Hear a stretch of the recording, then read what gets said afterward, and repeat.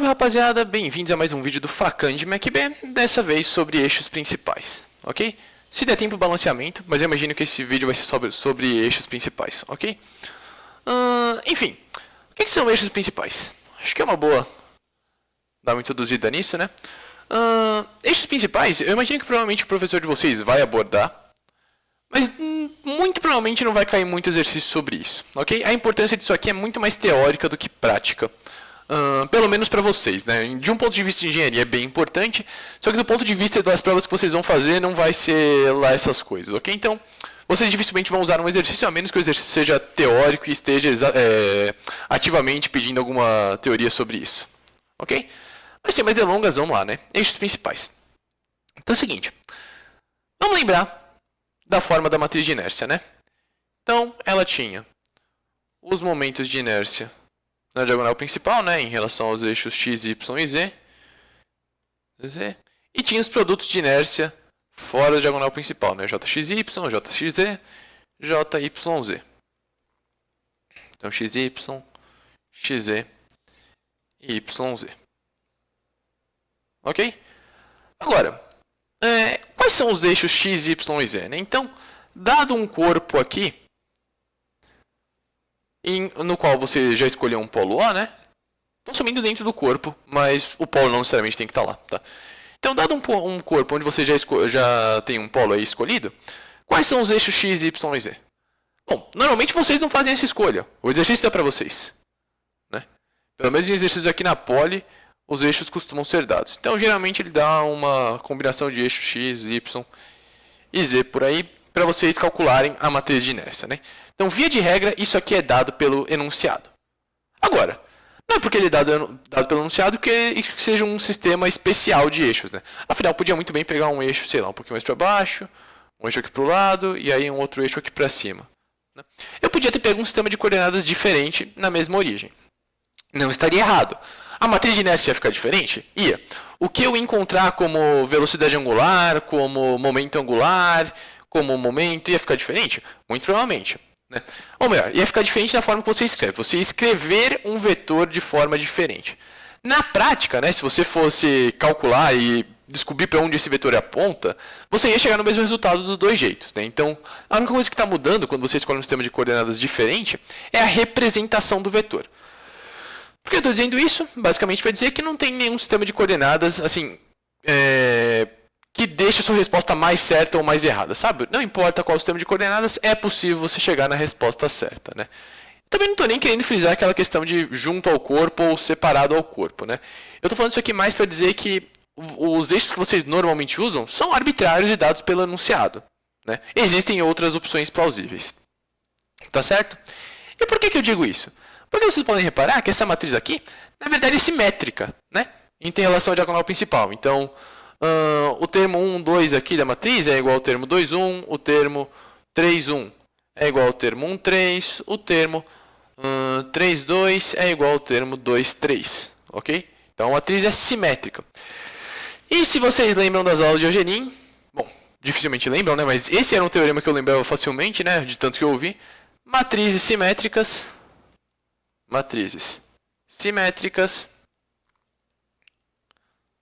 são diagonalizáveis.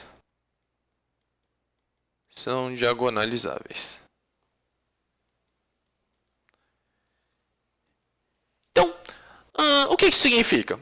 Se eu não me engano, né, eu não lembro do equacionamento certinho, mas se eu não me engano, existe uma matriz de mudança de base que você pode aplicar sobre JO, né? Então, se eu não me engano, o formato era esse. Eu não lembro se o menos 1 vinha na frente ou atrás. Vou assumir que está atrás, mas não é importante. De forma que você transforma essa matriz numa matriz diagonal, né? Que vai ser igual a, eu vou chamar de J1, J2, J3. Então, matematicamente, como tensor de inércia diagonalizável, existe uma matriz de mudança de base que, quando aplicada sobre JO, transforma a JO numa matriz diagonal. Tá certo? Mas fisicamente, o que isso significa?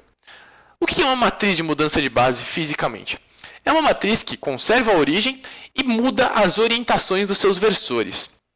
Ok? Então, uma matriz de mudança de base podia pegar um sistema de coordenadas preto aqui e transformar nesse sistema de coordenadas vermelho. Tá certo? E E aí, existe uma matriz que transforma JO nessa matriz DO. Ou seja, é possível você escolher um trio de versores de tal forma que sua matriz de inércia não tenha produtos de inércia, né? Eles sejam todos nulos. Ela só vai conter a diagonal principal. Ou, desenhando de novo, né? Você tem seu corpo aqui. Vou desenhar 3 eixos quaisquer aqui. Marcando a origem O. E aí, o resultado acima implica que eu posso pegar... Não é que eu posso pegar quaisquer 3 eixos, né? Mas existem 3 eixos de tal forma que minha matriz JO seja igual a J1, J2 e J3. E aí o resto é tudo 0. 0, 0, 0. Né? Reparem que J1, J2 e J3 são os momentos de inércia em relação aos eixos. Eu vou chamá-los arbitrariamente de X1, X2 e X3. Ok? Então, J1, J2 e J3 são os momentos de inércia em relação a esses eixos. Repare também que J1, J2 e J3 são os autovalores dessa matriz JO, né? Que como é na diagonal, eu vou chamar de DO, no caso. Então, J1, J2, J3 são os autovalores de JO, autovalores de JO, e são chamados de momentos principais de inércia. Momentos principais de inércia. Em compensação, X1, X2 e X3 são os autovetores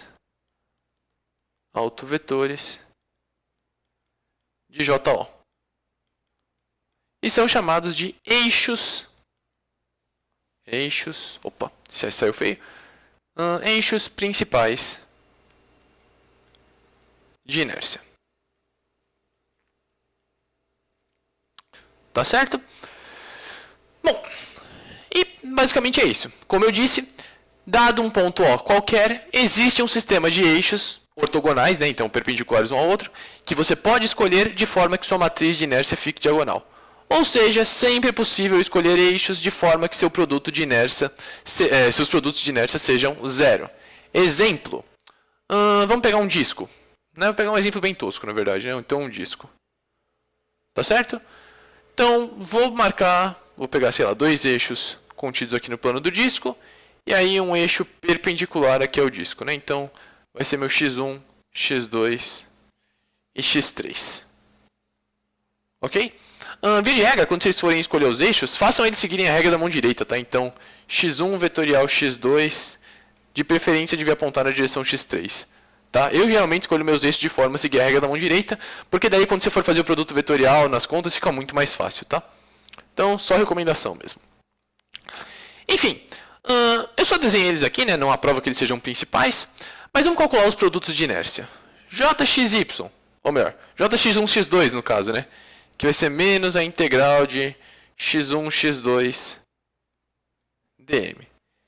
Repara que para cada ponto x1, x2 aqui, existe um ponto menos x1, x2 aqui. Né? Então, aqui esse ponto é o x1, y1, x1, x2. Então, x1, x2 aqui. E esse aqui é o ponto menos x1, y2. Aliás, menos x1, x2. Tá difícil. Ok?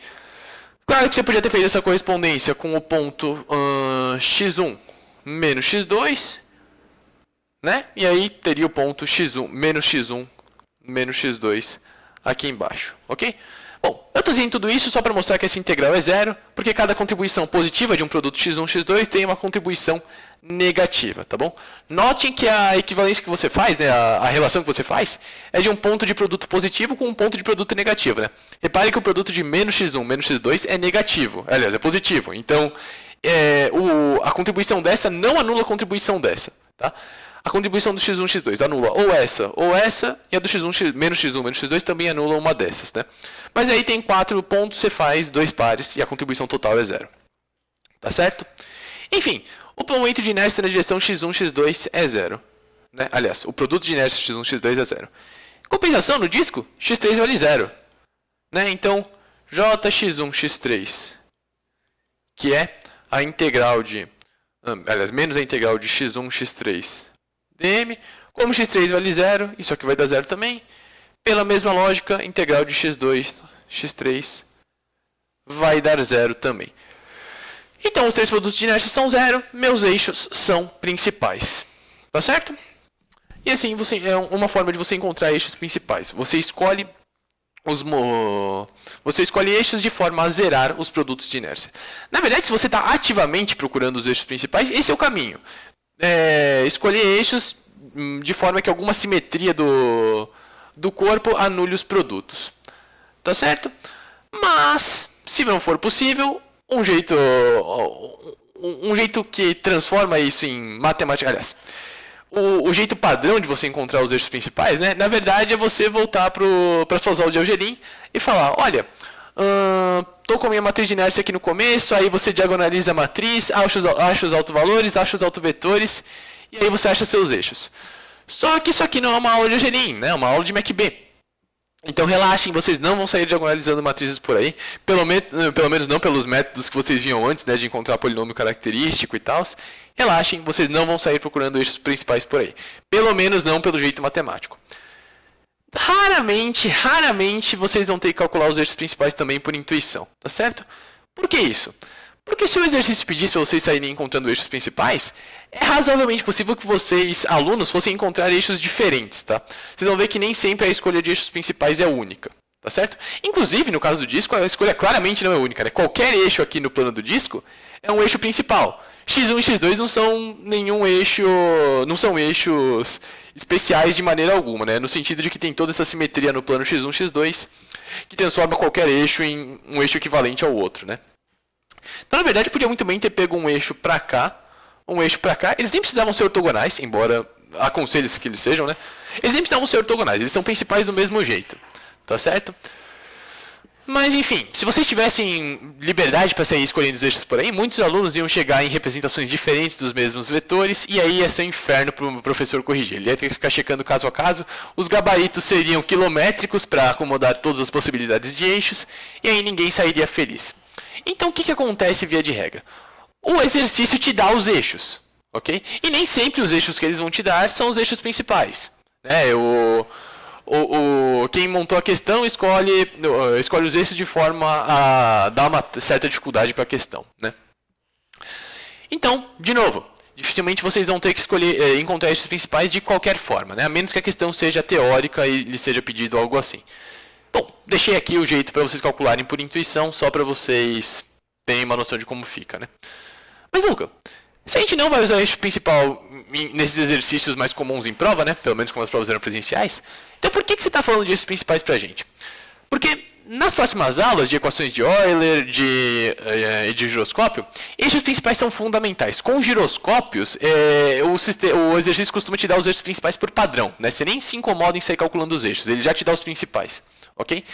E várias hipóteses que a gente vai usar nas próximas aulas assumem que nós estamos usando os eixos principais. Tá certo? Então, na verdade, nem compensa... Aliás, compensa vocês saberem pelo menos o que é. Ok? Inclusive, eles têm um teorema, eixos principais têm um teorema bem legal, que eu vou mostrar para vocês daqui a pouquinho, né? E que também vai ser bem importante na parte do movimento giroscópico, né? O movimento giroscópico tem umas nuances que nem sempre ficam tão bem explicadas numa aula, né? Com tempo limitado, então vai ter um vídeo que vai ser só para explicar para vocês certinho quais que são todos os problemas não, né? Mas quais são todas as peculiaridades do movimento giroscópico. Mas, enfim, a ideia é que eu estou mostrando eixos principais mais para os argumentos teóricos que a gente vai usar nas próximas aulas, tá certo? Só uma coisa para mostrar para vocês antes, né? Só para vocês não ficarem em dúvida com x1, x2, x3 tem os autovetores.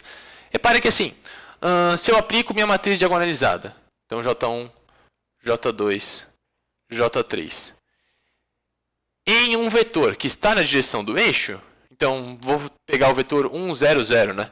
Que corresponde, na verdade, ao vetor 1x1 mais 0x2 mais 0x3. Na verdade, eu não vou nem botar 1, né? Eu vou botar uma grandeza qualquer. Vai, então, AX1 e A aqui, né? Repara que o resultado disso vai ser, na verdade, J1 a 0. 0, que na verdade é J1 vezes esse vetor aqui, né, que eu estou chamando de x1. Tá certo? Então, na verdade, isso aqui segue aquela definição de autovetor, né, de autovalor e autovetor da matriz. JO vezes um autovetor V1 é igual a, na verdade, o autovalor desse autovetor vezes o vetor V1. Tá certo? E assim você encontra... E assim seria um jeito de vocês encontrarem os autovetores. Tá certo? E essa definição é importante porque tem um teorema bem legal, né? Que na verdade está bem relacionado a todos esses eixos aqui do disco serem principais. Então, suponha que J1 é igual a J2, né? Ou seja, que quando você encontrou os autovalores da sua matriz de inércia, ou seja, os momentos principais em relação aos eixos x1 e x2, por exemplo, eles eram iguais.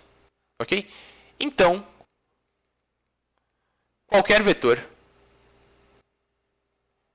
ou melhor, então qualquer vetor no plano V1, V2 é um autovetor. Ok? E o que significa qualquer vetor no plano V1, V2 ser um autovetor? Significa que qualquer vetor, aliás, qualquer eixo no plano dos eixos x1, x2 também é um eixo principal. Ok? Então, olha só. Vamos mostrar isso aqui matematicamente, tá? Então, vamos supor que V1 e V2 são eixos principais. Eixos principais e, portanto, autovetores. Segue disso que se eu aplicar minha matriz de inércia, né, ao vetor V1, vai sair o autovalor desse autovetor, né, vezes o vetor V1. E se eu aplicar ela sobre o meu vetor V2 também, vai sair o autovalor desse vetor V2 vezes o vetor V2. Agora, e se eu defino um vetor V qualquer, que é uma combinação linear de V1 e V2? Então, mais alfa V1 vezes beta V2. Ok? Então, acontece se eu defino um vetor que é uma combinação linear de V1 e V2. Né? Acontece que, assim, primeiro, esse vetor vai estar no plano V1 e V2. Né? Então, se eu tenho V1 e V2 aqui, V1 e V2... Então, claramente, um alfa V1 mais beta V2 está no plano V1 e V2. Né? Afinal, eles são linearmente dependentes. Então, o vetor V está por aqui. E aí, olha só, o que acontece se eu aplico minha matriz de inércia ao vetor V? Então, o que vai acontecer? Isso aqui vai ser JO vezes alfa V1 mais beta V2, que vai ser igual a... Aí aplico a distributiva, né? JO vezes alfa V1 mais JO vezes beta V2. E aí o que eu faço? Como alfa é só um número, né? Só uma constante, eu posso tirar ele dessa multiplicação e fica alfa vezes JO vezes V1 mais beta vezes JO vezes V2. E aí, pelas hipóteses, né, aliás, pelo fato de V1 e V2 serem eixos principais e, portanto, autovetores, eu posso trocar esse JO vezes V por, na verdade, um alfa vezes J1 V1, né? Definição de autovetor, mais J2 V2. Beta J2 V2. Agora tá certo. Ok? Só que aí vamos voltar para a nossa hipótese. Os momentos de inércia, J1 e J2, são iguais. Vou chamar eles de J, por exemplo. Tá? Então, meu JO vezes o vetor V, na verdade posso botar o J em evidência agora, né? J vezes alfa V1 mais beta V2. E para que alfa V1 mais beta V2, na verdade, é o vetor V, né? Então, isso aqui é, na verdade, JV. Ok? Então, na verdade, o que acontece? Esse vetor V está seguindo a propriedade do autovetor. Então, V também é um autovetor. Só que V é um vetor qualquer que está no plano V2 e V1. Logo, qualquer vetor que está no plano V2 e V1 é um autovetor. E aí é aquele exemplo do disco, não é? Determinei que x1... x1 não, né? Vou usar a notação que eu estou usando agora. Então, determinei que V1 e V2 são autovetores, né? São eixos principais. Pô, claro que todos os outros eixos aqui no disco são principais. É a mesma coisa, por simetria todos os eixos dão na mesma, sabe? Então assim, esse teorema está constatando o óbvio no caso do disco. V1 e V2 são iguais, então, como são, aliás, V1 e V2 são ambos autovetores, como todos os eixos aqui não fazem distinção um do outro, então todos os eixos do disco são autovetores, e portanto eixos principais. Então o disco é a aplicação óbvia. Em compensação, tem a aplicação não óbvia, que é um quadrado. Então assim, pega o centro do quadrado aqui, bota um eixo x1 aqui, bota um eixo x2 aqui em cima. Né? É para ser horizontal e vertical, embora o desenho não deixe tão claro. Mas enfim, x1 para a direita, x2 para cima. Pô, mesma coisa, né? Vou botar o x3 para fora também.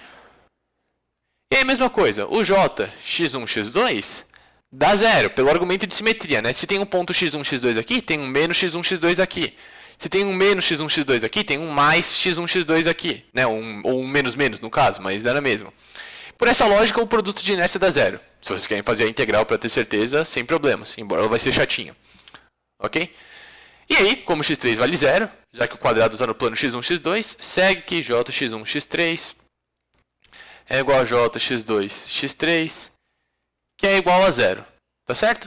Então, os três produtos de inércia são zero, x1 e x2 são eixos principais. Só que por simetria, x1 e x2 possuem o mesmo autovalor, né? Afinal, um quadrado de lado L, digamos. Então, j1 é igual a j2. Consequência disso, qualquer eixo desse quadrado, né? Qualquer eixo do plano do quadrado, é um eixo principal. Até esses eixos aqui que nem pela diagonal passam, sabe? Eu posso pegar esse eixo em vermelho aqui, posso pegar esse eixo azul aqui, posso pegar esse eixo verde aqui. Cara, qualquer eixo no plano desse quadrado é um eixo principal. Tá certo? Isso você descobre trabalhando com os eixos principais, né? Trabalhando com a matriz de inércia e com as propriedades de autovalores e autovetores. Ok? Aposto que vocês não pensavam que a álgebra linear ia ser tão útil nesse ponto. Tá certo? De novo, isso aqui, se vocês forem usar isso aqui em alguma vez, é em alguma questão teórica, né? Pelo menos em termos de exercícios. Mas isso aqui vai ficar bem importante quando a gente for falar de giroscópio, ok? Tipo, fundamentalmente importante. Tá certo? Então, por isso que eu estou fazendo questão de mostrar aqui. Deixa eu ver. Já foram 22 minutos de vídeo. Podia começar balanceamento, mas se eu for com balanceamento, esse vídeo aqui vai passar de 1 hora, tá? Então acho que eu vou deixar esse vídeo mais curtinho por aqui, né? Só para introduzir para vocês. Ah, verdade. Antes de terminar aqui, isso aqui também vale para casos tridimensionais, tá? Só que aí a demonstração fica com um vetor V3 também. Mas é o mesmo princípio. Tá certo? Então, suponho que eu tenho uma esfera aqui. Ok? E aí eu boto... Bom, vou aqui no centro dela, né? E desenho 3 eixos. Bom, acho que como é uma esfera, vocês têm essa intuição de que não faz diferença de que eixo eu estou falando, o movimento de inércia vai ser o mesmo, né? Tipo, você pode rotacionar essa esfera quanto você quiser, o momento de inércia se mantém constante, né? Afinal, tanto faz para que lado você está indo, tá certo? Como existem eixos principais, esses eixos aí, qualquer eixo que você vai pegar também vai ser principal, né? Afinal, posso chamar isso aqui de x1, x2 e x3. Por razões óbvias não, né? Mas você pode aplicar todas aquelas integrais ali, né? De jx1, x2 e tal. Você vai poder fazer aquela simetria, não importa qual for a direção. Tá certo? Só que aí, como todos os eixos são equivalentes, claro que todos os eixos são principais, né? Acho que isso aqui é razoavelmente intuitivo. Só que aí tem o caso menos óbvio. O caso do cubo. Ok? Então, eu vou tentar... Meu Deus, isso aqui é muito feio. Vamos lá, deixa eu tentar aqui. Então, eu venho aqui, desenho um cubo. Tá melhorando. Tá mais para paralelepípedo, mas eu posso ver com isso.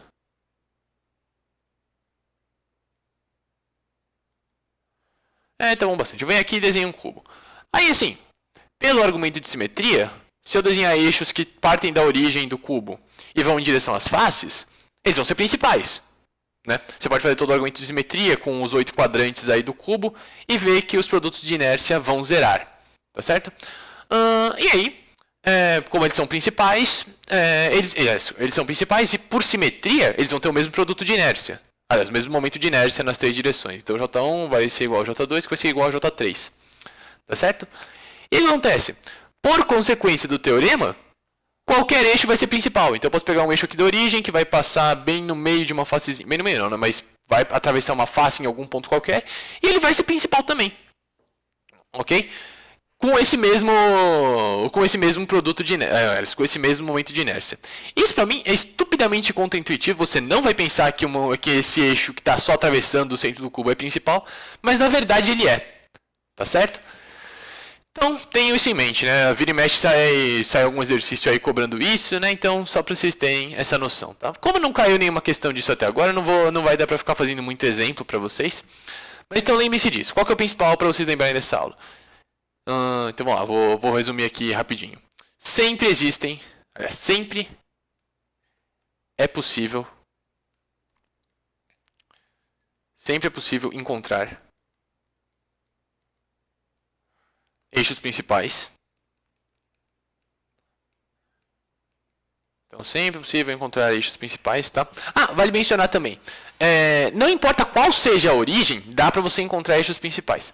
Só que tenha em mente que, assim como a matriz de inércia muda, dependendo da origem que você escolher, os seus eixos principais também vão mudar, dependendo da origem que você escolher, tá? Não necessariamente vão mudar, mas não há garantia que eles vão ser os mesmos, tá? Então, via de regra, eles mudam, tá certo? Mas depende da origem. Então, dependendo da origem que você escolher, vai ser mais fácil ou mais difícil encontrar os eixos principais, e eles vão te dar conta mais bonitas ou menos bonitas. De qualquer forma, sempre dá para encontrar os eixos principais. Além disso, tem esse negócio, né? Então, se J1 é igual a J2 é igual a J3, todo eixo é principal. Todo eixo é principal. Ok, né? Também vale falar. J1, J2, J3 são os autovalores. Aliás, autovalores. E os eixos são os autovetores. Ok?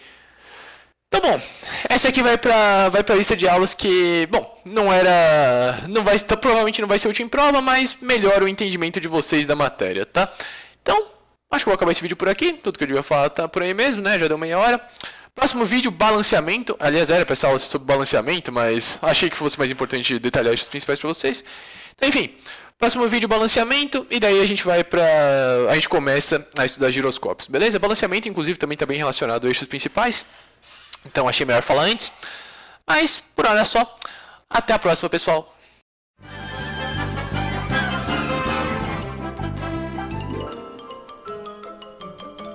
Isso é tudo bem, pessoal.